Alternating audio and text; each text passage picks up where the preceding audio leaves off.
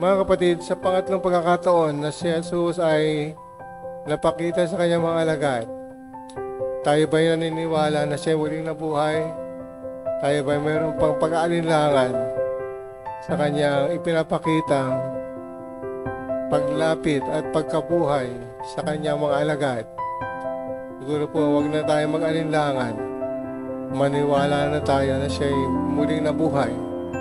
At sa ating paniniwala, itaya natin ang ating sarili, ang ating pananampalataya kay Kristo, hindi sa larangan ng kabuhayan, kundi bagkus si Kristo na namatay at muling nabuhay ay tunay na kasama natin na nagtagumpay sa kamatayan, sa kasalanan. Amen.